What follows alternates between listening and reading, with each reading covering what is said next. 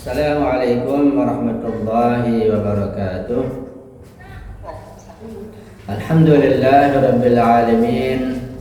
Wal aqibatu li ahli taqwa wal yaqin. Wala udwana illa 'alal zalimin. Asyhadu an la ilaha illallah wahdahu la syarika lah. Wa asyhadu anna sayyidana wa nabiyyana Muhammadan 'abduhu wa rasuluh. Allahumma salli ala Fatimah wa abiha wa ba'liha wa baniha wa sirril mustawda'i fiha bi'adadi ma ahata bihi ilmuk. Allahumma kun li waliyyika al-hujjat ibn al-Hasan salawatuka alaihi wa ala abaihi fi hadhihi as-sa'ah wa fi kulli sa'ah waliyan wa hafidha wa qa'idan wa nasira ودليلا وعينا حتى تسكنه أرضك طوعا وتمتعه فيها طويلا برحمتك يا أرحم الراحمين. رب اشرح لي صدري ويسر لي أمري واحلل عقدة من لساني يفقه قولي أما بعد. Ikhwani wa akhwati ma'asyiral mu'minin wal mu'minat di mana saja Anda berada, semoga Anda semua senantiasa berada dalam rahmat, kasih sayang, lindungan, ampunan dan hidayah dari Allah Subhanahu wa taala. Alhamdulillah, syukurillah, kita bersyukur pada Allah Subhanahu wa taala di pagi yang cerah ini kita sudah masuki bulan Muharram, bulan duka nestapa atas musibah Al-Husain beserta keluarga sahabat beliau. Kita masih dapat kesempatan untuk mengkaji berbagai pengetahuan dan kita akan mengkaji syarah ziarah Asyura sebagai lanjutan kajian kita pada hari Sabtu yang lalu. Pada pertemuan hari Sabtu yang lalu kita sudah membahas dan mendiskusikan tentang makna assalam. Assalamualaikum. Walaupun tidak begitu luas tapi sudah cukup insyaallah. Bahwa sebenarnya assalam itu, assalamualaikum, maknanya cukup luas. Karena salam padamu itu tergantung siapa yang mengucap salam dan tergantung siapa yang diucapkan salam kepadanya. Berkaitan dengan si pengucap salam dan kepada siapa salam itu ditujukan. Sehingga ketika pengucap salamnya punya kedudukan yang tinggi, ilmu yang luas, takwa yang dalam, hati yang bersih, maka salamnya akan menjadi tinggi juga, doanya menjadi luas, menjadi dalam. Dan ketika yang ditujukan salam kepadanya itu makin tinggi kedudukannya, derajatnya insyaallah semakin alim, maka berarti salam si pemberi salam semakin tinggi, semakin tunduk, semakin merunduk, ya, semakin hormat. Salam kepada Imam Husain beliau sangat tinggi. Salam pada Rasulullah sangat tinggi. Nah, sehingga salam kita pada beliau berbeda dengan salam kepada yang selain beliau. Karena itu salam kita ini harus berbobot, berisi dengan pengetahuan dan ketakwaan serta kebersihan hati. Yes, ya. Dan salam kita pada Imam Husain tentu tidak mungkin sama dengan salam kita kepada orang tua kita, pada guru kita, pada anak kita, pada anak, jangan sama. Harus dibedakan. Nah, untuk membedakannya dari mana? Dari ilmu pengetahuan. Ilmu dari mana? Dari belajar. Ya, salam saja maknanya bertingkat-tingkat sampai sangat dalam sekali. Bahkan salam itu kalau dari hati yang kotor, yang keluar ya bukan lagi keselamatan, bukan lagi doa. Jadi kan mereka yang munafik juga, kaum munafikin, membunuh Imam Husain juga, mereka sholat juga, mereka salam juga. Salam mereka bagaimana? Ya, salam mereka dengan kekotoran, yaitu panjang bahas tentang salam. Baiklah, kita bahas pada Rabi yang kedua. Assalamualaikum wa alal arwah allati hallat bi fina'ik. Alaikum minni jami'an salamullahi abada ma baqitu wa baqiyal laili wan nahar. Kita bahas kata per kata. Assalamualaikum, salam padamu, itu pada Imam Husain di sini.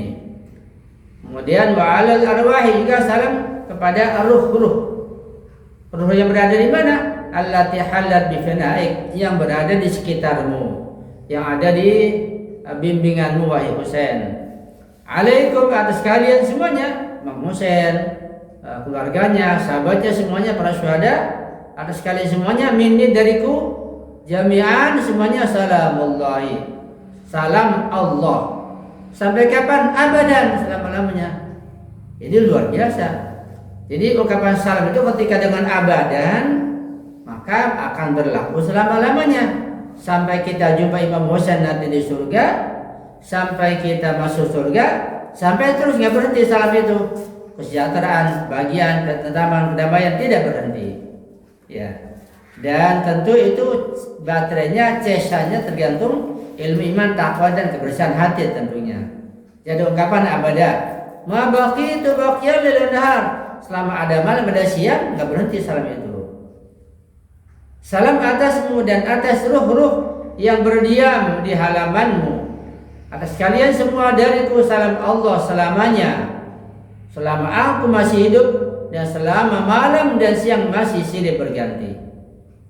Kalimat ini, ungkapan ini tampaknya sederhana, tetapi sesungguhnya ia mengandung pandangan dunia, worldview yang sangat mendalam tentang hakikat persahabatan dengan Imam Husain alaihissalam, tentang hubungan antar individu dan jamaah yang saleh, serta makna loyalitas yang abadi kepada jalan Karbala. Nah, ini kita bahas satu persatu insyaallah, dan kita akan memahaminya. Tidak sulit bahasanya insyaallah. Yang pertama, dari Imam Husain menuju para sahabat Husain. Jadi assalamualaikum pada Husain sampai assalamualaikum dan alal arwah.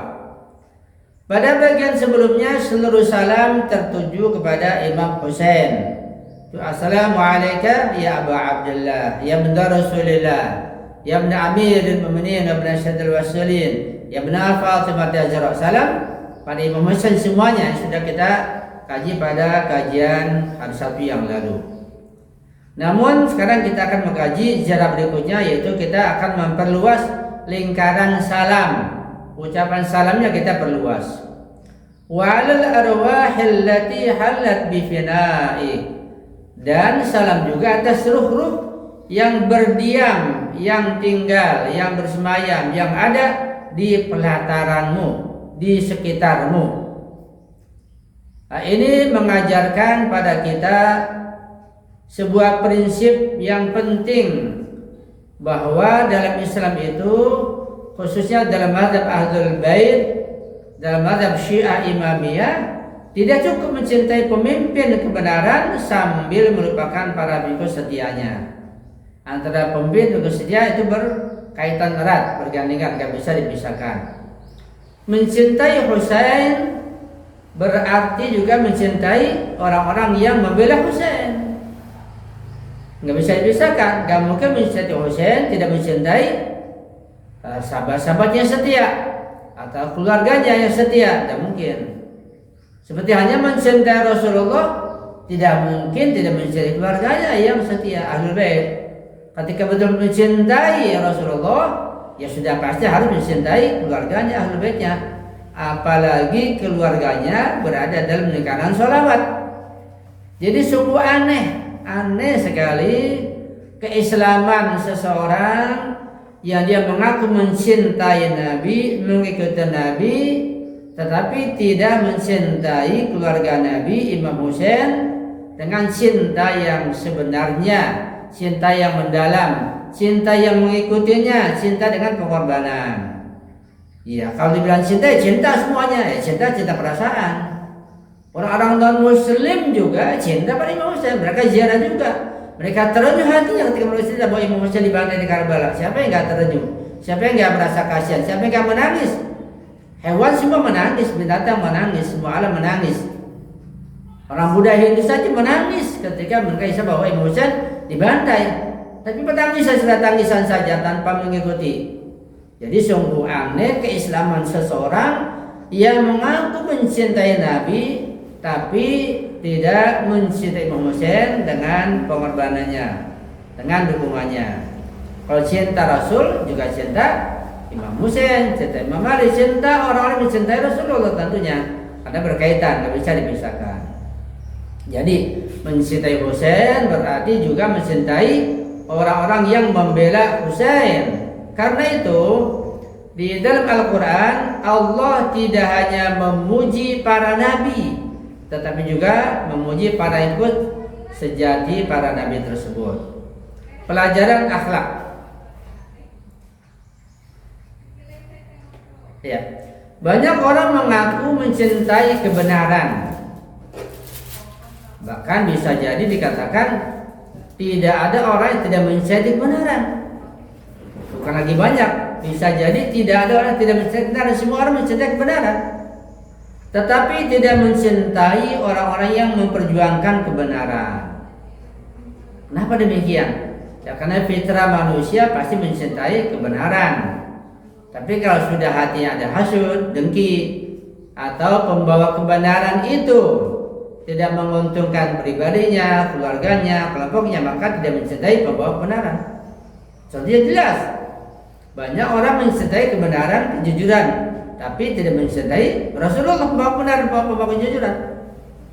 Banyak orang mencintai kebenaran, kejujuran, tapi tidak mencintai Muhammad, pembawa kebenaran, kejujuran.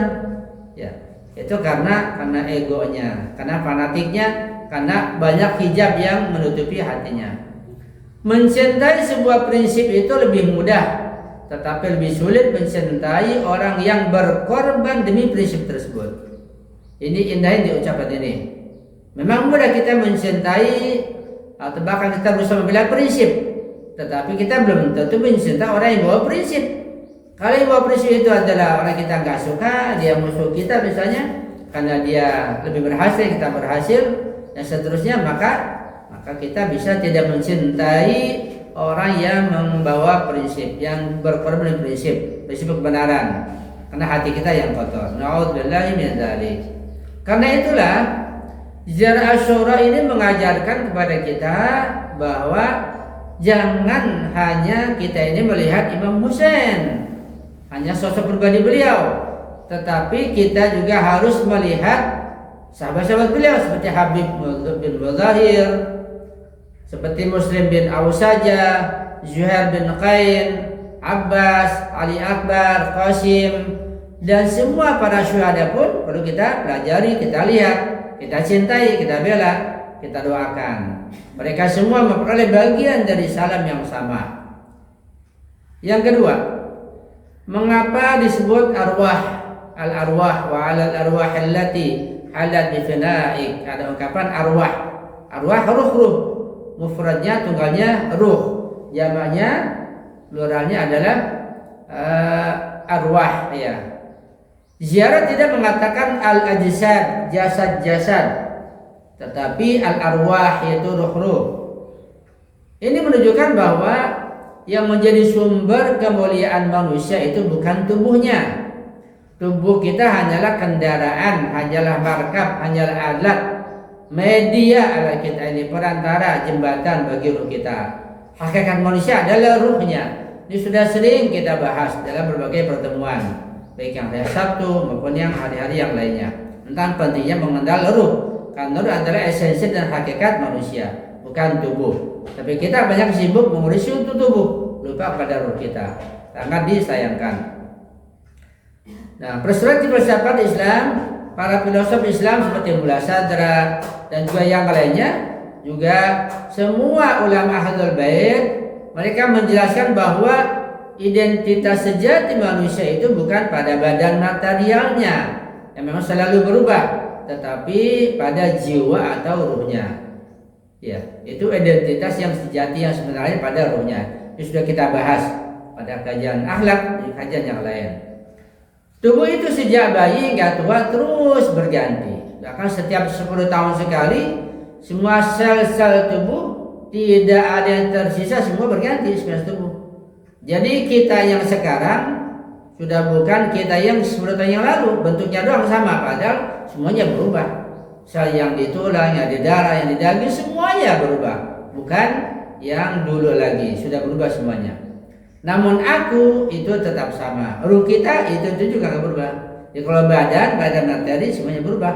Ya, baik darahnya, apalagi ototnya, tulangnya, dagingnya semua berubah, tidak ada kristal lagi.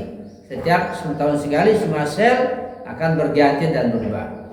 Karena itu ketika para syuhada Karbala telah meninggal dunia, maka hakikat mereka itu tidak hilang. Yang gugur hanyalah badan. Ya, adapun ruh mereka tetap hidup, tetap jaya, tetap kita peringati hari-hari peringatannya. Nah, sekarang perspektif Al-Quran Al-Karim. Allah Subhanahu wa Ta'ala berfirman, janganlah kamu mengira orang yang terbunuh itu, ya jangan Allah itu mati. Ya, mereka hidup. Ini sering kita bahas tentang bahwa ruh itu hidup, apalagi para syuhada, mereka tetap hidup.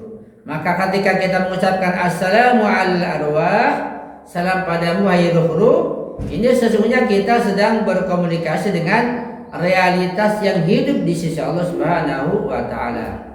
Ini perlu kita pahami bahwa al-arwah itu hidup, menjawab, mendengar, mengetahui. Jadi ketika kita salam pada mereka, para syuhada Karbala, syuhada yang lain, mereka juga menjawab salam kita, menunggu kita. Ya. Cuma kitanya ini kita nggak paham, kita nggak mengerti. Jadi ketika kita mengucapkan assalamualaikum, assalamu ala arwah, kita biasa saja, karena kita banyak hijabnya. Kalau hijab kita dibuka, kita paham, kita mengerti, kita dijawab salam kita ditunggu, kita dipanggil-panggil di surga sana. Apa kita nggak rindu? Nah, kalau rindu kita berjuang tentunya, sabar dalam berjuang, ya, dalam menghadapi berbagai macam tantangan hidup, ujian dan cobaan hidup. Ya, ujian kemiskinan, kelaparan, penyakit, macam-macam ujian, kita sabar insya Allah. Yang ketiga makna halat bifinaik wa 'alal arwah allati halat bifinaik. Secara harfiah ini artinya yang berdiam, yang tinggal, yang bermukim, yang ada bifinaik di sekitarmu, di halamanmu, di pelataranmu. Kata fana berarti halaman rumah atau fina, ya bifinaik bukan fana. Finaik berarti halaman rumah. Al-fina halaman rumah, pelataran, area di sekitar kediaman seseorang. Tetapi sebenarnya makna ziarah ini jauh lebih dalam dari sekitar makna harfiah tersebut. Makna lahiriahnya yang dimaksud adalah para syuhada yang dimakamkan di sekitar Imam Husain di Karbala. Artinya kita mengucapkan halal bifinaik, kita tujukan kepada para syuhada yang ada di sekitar makam Husain yang banyak sekali. Itu makna harfiahnya. Nah, mereka berada di sekitar makam beliau. Karena itu disebut halat bifinaik, berdiam di halaman wahai Husain. Karena makna maknawinya, makna spiritual, makna yang lebih dalam lagi. Di dalam bahasa Arab, seseorang yang tinggal di pelataran seorang raja berarti ia termasuk orang yang dekat dengan raja tersebut. Mana mungkin dia tinggal di situ kalau dia tidak dekat dengan raja? Pastilah yang sekitar presiden, sekitar raja pasti orang yang dekat, yang dikenal, dapat izin, dapat kehormatan. Nah, jadi makna kalimat ini adalah ruh-ruh yang hidup di bawah naungan wilayah Husain. Dan lebih luas lagi. Nah, berarti nanti para pejuang yang lain pun yang memilih Imam Husain, yang berjuangnya pada tahun-tahun berikutnya dan bukan di Karbala saja juga mendapat salam dari kita, karena termasuk halat bifinaik dalam makna yang luas. Termasuk insya Allah orang tua kita, ya kita bisa bergabung dengan Imam Husain. Ini makna yang luas. Ya, mereka menjadikan Husain sebagai pusat hidup mereka. Mereka memiliki Husain ketika hidup dan tetap mengingat setelah syahid. Jadi orang telah meninggal dunia setelah Karbala, dari masa ke masa, dari tahun ke tahun, juga mendapat salam dari kita, dari para peziarah Husain, dengan mana yang luas, betapa bahagianya, betapa gembiranya. Kan salam itu doa yang luar biasa yang Allah kabulkan. Makna irfani, dalam irfan setiap insan sempurna memiliki harapan spiritual. Ada manusia yang hidup di pinggiran dunia, ada manusia yang hidup di pelataran Allah, bifina'illah. Para syuhada Karbala telah mencapai maqam mereka hidup bersama Imam Husain, mereka mati bersama Imam Husain, dan nanti akan dibangkitkan bersama Imam Husain alaihissalam. Mereka tidak sekadar dekat secara geografis, tidak sekadar materi badani, mereka dekat secara eksistensial. Seluruh keberadaan mereka telah larut dalam orbit wilayah imam. Ini mana kedekatan. Jadi mana ini berkaitan dengan asal wilayah. Artinya setiap orang yang berwilayah termasuk kita, nanti kita termasuk orang yang hidup di finai Imam Husain, di halaman Imam Husain yang mendapat salam dari para penziarah, dari Allah, dari Rasulnya, dari para nabi. Sebab yang menziarah Imam Husain itu bukan saja manusia biasa, malaikat semuanya menjadi Imam Husain, para nabi menjadi Imam Husain, para rasul menjadi Imam Husain, para imam masum yang lain menziarah Imam Husain. Jadi luar biasa, luar biasa. Jadi pengikut Imam Husain yang setia, yang betul-betul mengenal beliau, ketika meninggal dunia mendapat salam bukan saja dari orang yang ziarah yang biasa, dari para nabi, para rasul, para imam yang lain, para malaikat mendapat ziarah juga. Kenapa? Karena bergabung kepada Imam Husain. Apapun yang bergabung dengan Imam Husain mendapat keberkahan. Jangan orang, ya, pakaian baju yang menempel saja bisa ikut. Misalnya baju yang dipakai Nabi Yusuf bisa menyembuhkan kebutaan ayahnya. Misalnya baju jubah yang dipakai Nabi Ibrahim tidak terbakar. Karena Nabi Ibrahim tidak terbakar, juga gamisnya bajunya nggak terbakar juga, jadi terhormat. Jadi mengikuti begitu. Ini luar biasa. Dan kita insya Allah mengikuti Imam Husain, berusaha setia padanya. Kita termasuk orang yang juga mendapatkan salam dari semuanya. Amin ya rabbal alamin. Yang keempat, mengapa salam ditujukan kepada semuanya? Itu alaikum, pada kalian semuanya, minni dariku, jami'an semuanya. Alaikum minni jami'an, atas kalian semua dariku salam. Perhatikan perubahan bentuk kata ini. Sebelumnya kita mengucapkan alaika kepadamu, ini tunggal.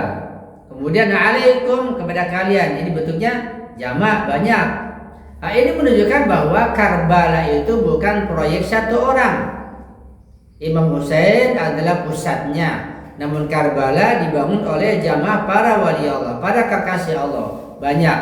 Itu Imam Husain, keluarga beliau dan sahabat setia beliau. Ini proyek Karbala. Sehingga semua mendapatkan salam dari kita, dari para penziarah. Pelajaran sosial. Islam tidak mengajarkan individualisme, ya, sorangan wae, sendirian. Tidak. Ini Islam mengajarkan hidup bersosial.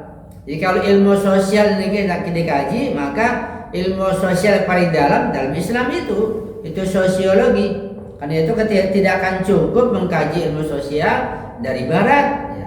Bahkan dari Quran, dari hadis sangat banyak sekali yang tidak ada pada ilmu sosial dari barat. Banyak kan kita merasa bangga mengkaji ilmu sosial, sosiologi dari bacaan-bacaan barat. Lah Islamnya mana? Qurannya mana? Hadisnya mana? Riwayatnya mana yang sangat kaya.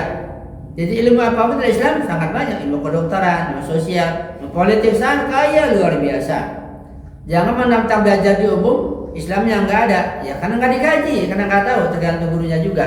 Kalau dikaji, didalami, gurunya pun mengerti, maka semua ilmu ada di Islam. Politiknya, sosialnya, budayanya, dan semuanya ada. Bahkan dalam puncak spiritual, ya, spiritualitas pun terdapat jamaah. Para sahabat Husain memperoleh kemuliaan karena mereka tidak meninggalkan Imam Husain ketika ujian datang. Karena itu seorang mukmin tidak cukup hanya berkata aku mencintai Husain, tetapi ia juga harus bertanya, apakah aku memiliki kesetiaan seperti pada sahabat Husain? Ini kita tanya pada diri kita masing-masing. Bukan sekadar cinta-cinta belaka tanpa ada kesetiaan dan pemahaman.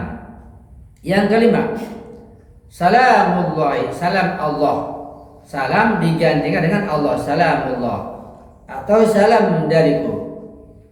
Ini menarik sekali, ziarah tidak mengatakan salami, salamku, tapi salamullah, salam Allah. Seolah-olah peziarah ingin mengatakan bahwa salamku ini terlalu kecil, terlalu sedikit. Aku menghadiahkan kepada kalian salam yang berasal dari Allah Subhanahu wa taala. Apa itu salam Allah? Nama Allah As-Salam adalah salah satu Asmaul Husna. Artinya Allah itu sumber keselamatan, Allah sumber kesempurnaan, dan Allah sumber kedamaian, ketenteraman dan kebahagiaan. Maka ketika seorang berkata Assalamualaikum alaikum, salam Allah atas kalian semuanya, si penziarah ini sedang memohon agar limpahan rahmat, perlindungan dan kesempurnaan ilahi senantiasa menaungi mereka semuanya. Itu makna salamullah. Yang keenam, mengapa ditekankan ada ungkapan abadan?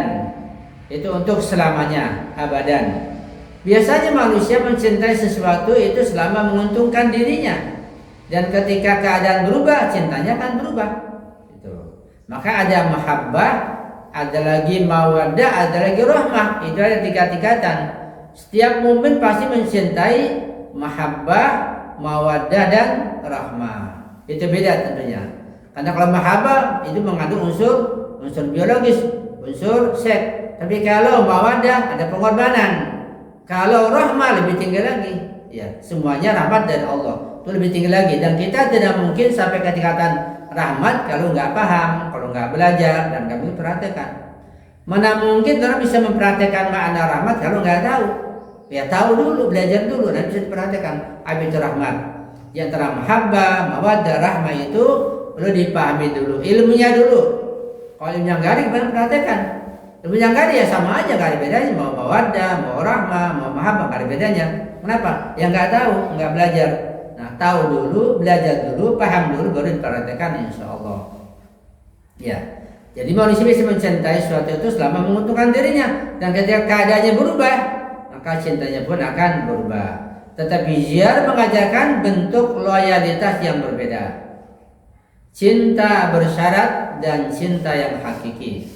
Kebanyakan cinta manusia bersifat kondisional, artinya musiman begitu. Pada waktu tertentu, kondisional. Apa maksudnya? Ya cintanya selama sehat, selama kaya, selama nyaman. Ya, itu cintanya seperti itu. Kalau sudah nggak kaya lagi ditinggalkan, sudah nggak nyaman lagi ditinggalkan, ya, sudah nggak sehat lagi ditinggalkan. Itu cintanya kondisional. Ketika seseorang yang kita cintai itu sehat, dicintai. Ketika nggak sehat, ditinggalkan. Cintanya bukan abadan, ya, namanya nggak loyalitas. Namun cinta pada Imam Husain harus melampaui semua kondisi itu. Mau kondisi sehat, kondisi kaya, kondisi nyaman, kita kondisi miskin, kondisi susah, kondisi nggak punya apa-apa, kondisi sakit, tetap cinta pada Imam Husain pada semua kondisi, insya Allah.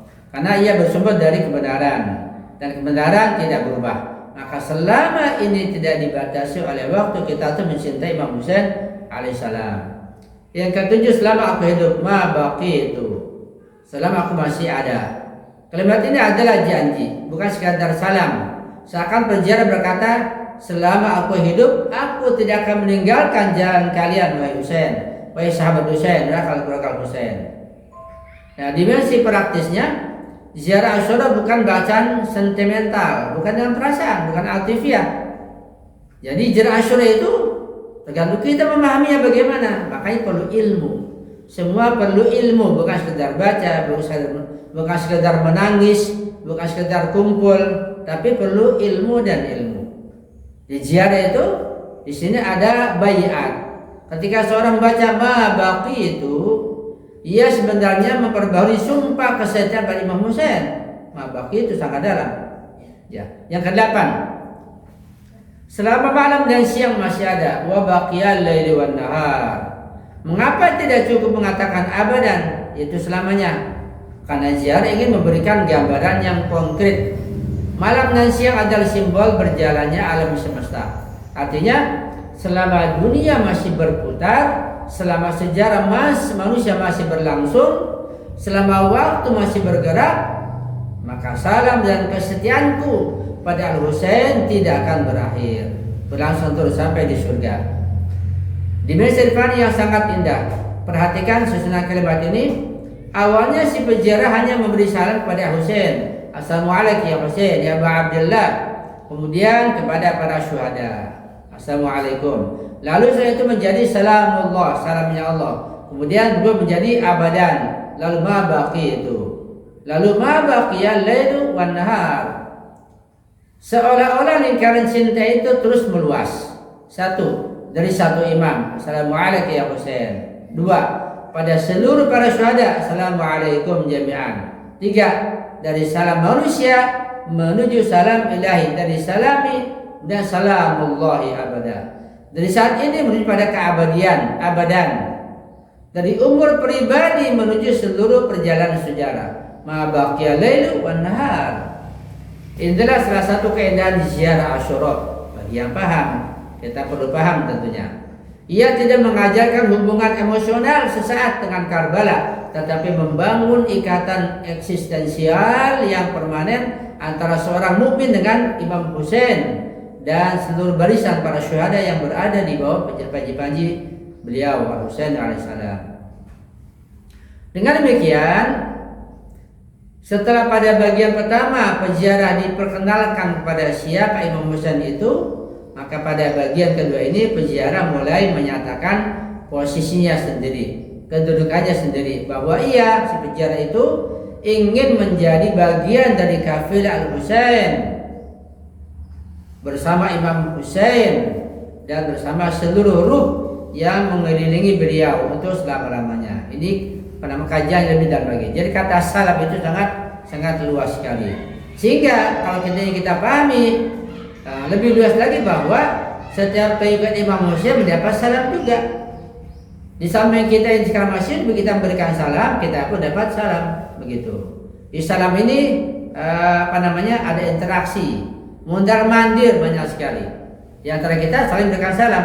Di kita memberi salam, kita pun dapat salam juga. Ini keindahan ungkapan salam. Ya. Jadi sekali bahwa assalam itu adalah ungkapan, itu lafaz, itu kata-kata, itu kalimat. Dan nanti salam itu dia bisa bercahaya atau tidak tergantung si mengucapnya.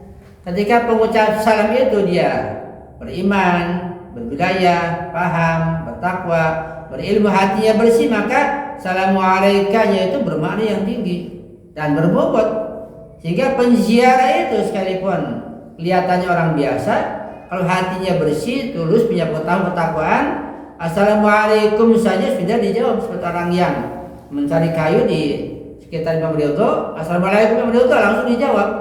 Kenapa?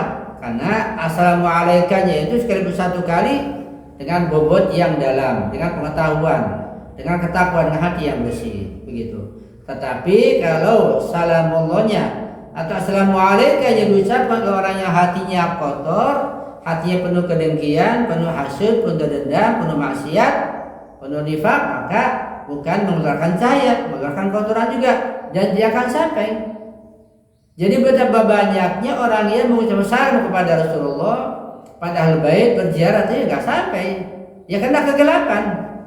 Begitu juga sholatnya, puasanya, infaknya, sedekahnya, kumusnya, semuanya tidak akan sampai. Kenapa? Karena dari yang kotor, dari hati yang kotor, tidak akan sampai. Di sini kita memerlukan pengetahuan yang mendalam, yang cukup, dan juga memerlukan kebersihan hati kita. Artinya semakin bersih hati kita, semakin kita berilmu, semakin kita bertakwa, semakin tinggi iman kita, maka di sana akan menunjukkan bobot salam yang kita ucapkan. Ya. Jadi assalamualaikum hanya satu saja. Nanti beda antara uang, misalnya satu lembar uang dinar yang jauh di atas dolar dengan uang recehan. Jadi assalamualaikum yang kita ucapkan, insya Allah dengan belajar seperti ini menjadi lembar-lembaran cek yang berbobot. Bukan lagi recehan yang banyak tapi sedikit. Itu pentingnya ilmu pengetahuan. Itu pentingnya belajar. Nah, kita akan ilmu tanpa belajar, maka kita perlu belajar. Hingga baca ziarah yang hanya mungkin nggak sempat, hanya sedikit baca ziarahnya, tapi bobotnya yang penting. Karena itu anjuran saya ini paragraf yang sudah kita pelajari, ini dibaca. Misalnya sabtu yang kita baca, Assalamualaikum ya Aba Abdillah, Assalamualaikum ya Ibn Rasulillah, Assalamualaikum ya Ibn Amiril Mu'minin wa Ibn Sayyidil Wasiyin, Assalamualaikum ya Ibn Fatimah Sayyidat Nisa'il Alamin, Assalamualaikum ya Sadallah wa Ibn Sari. Ini dihafal. dibaca sering-sering. Paling tidak dibaca setelah setiap selesai sholat. Itu paragraf yang lalu. Sekarang tambah lagi. Tambahan lagi assalamualaikum wa ala rahmatullahi bi finaik, ditambahin lagi salam kita. Sehingga setiap kita kajian dapat tambahan baru, kita akan hafal nantinya. Gitu. Jadi jangan lupa supaya ilmu kita bermanfaat, nah dibaca salam ini dihafalkan. Dan ketika membaca dengan konsentrasi menghadirkan ilmu kita. Menghadirkan ilmu. Jadi sulit. Karena menghadirkan ilmu itu perlu konsentrasi, perlu pemahaman. Ketika pemahaman salah kan salah ilmunya. Jadi perlu pemahaman yang benar.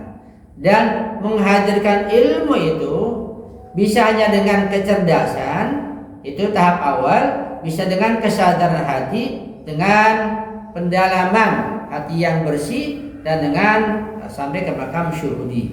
Jadi beda-beda. Nah, kita pada tahap awal assalamualaikum kita itu menghadirkan ilmu yang kita peroleh dengan susah payah. Nanti kita baca lagi, kita pahami lagi. Ketika kita mengucapkan assalamualaikum, kita hadirkan ilmu itu. Jadi menghadirkan ilmu itu sulit, sangat sulit. Misalnya kita menghadirkan ilmu kita ketika kita sholat, baca alhamdulillah saja, alhamdulillah, itu ada ilmunya, kita hadirkan ketika sholat. Betapa banyaknya kita ini ketika kita baca sholat, sudah kita pelajari, kita pahami, tapi kita tidak bisa menghadirkan bacaan dan makna sholat. Betapa sulitnya menghadirkan ilmu ketika kita sedang mempraktekannya. Kalau tidak dihadirkan, ya akan rusak. Coba misalnya ibu belajar membuat suatu masakan, suatu makanan, kan pakai ilmu dulu, ya baca dulu, dengar dari YouTube berkali-kali caranya, ukurannya, garamnya semuanya paham, bahan-bahannya paham semuanya. Nah ketika sudah mulai praktek di dapur, dia ingat itu bahan-bahannya, apa saja, apa kadarnya. Ketika nggak ingat, ketika salah, ya rusak makanannya. Jadi harus menghadirkan ilmu yang telah diperoleh pada saat praktek. Ketika salah menghadirkannya, ya rusak makanannya. Orang yang membuat komputer, membuat HP, membuat mobil, membuat nuklir, membuat senjata, apa saja, harus menghadirkan ilmunya yang sudah dipelajari. Konsep yang ada dihadirkan. Ketika nggak dihadirkan, lupa, ya berantakan, rusak semuanya. Begitu pula sholat, begitu pula haji, begitu pula membaca ziarah ini. Kita hadirkan ilmu kita beroleh ketika kita praktik baca ziarah. Jadi kita baca ulang lagi, kita hadirkan, dan menghadirkan sangat sulit. Menghadirkan perlu kebersihan hati. Kalau hati kotor sangat sulit. Hati ada hasud, hati ada dendam. Hati kita kotor, banyak maksiat, ya. Karena sholatnya jarang-jarang, sholatnya lambat misalnya, malas-malas, hati kotor, sulit menghadirkan ilmu ketika sholat, sangat sulit. Jadi salah satu mencapai kehusyuan adalah menghadirkan ilmu, tapi caranya jangan membersihkan hati. Itu barangkali yang kita bahkan dalam perhatian insyaallah. Silakan Bu Ira, apa yang bisa sampaikan pada hari ini, mudah-mudahan bermanfaat sekali buat saya pribadi, buat keluarga saya, buat kita semuanya insyaallah. Dan kita baca ziarah, jangan lupa, dan kita pun ingat pada keluarga kita yang lain yang telah meninggal dunia, ayah ibu kita dan paman kita insyaallah ya rabbal alamin. Ya, silakan Bu Ira untuk buka sesi tanya jawab. Ya Ustaz, amin ya rabbal alamin. Sangat bermanfaat sekali Ustaz untuk kami semua, apalagi Muharram ini. Jadi kami membaca ziarahnya juga, jadi ada apa, kita tahu maknanya dan kita tahu apa yang terkandung sehingga bisa menjadikan kita lebih khusyuk. Alhamdulillah, terima kasih Ustaz untuk mengingatkan dan memberikan kita pelajaran mengenai ziarah. Silakan kalau ada yang mau bertanya langsung saja di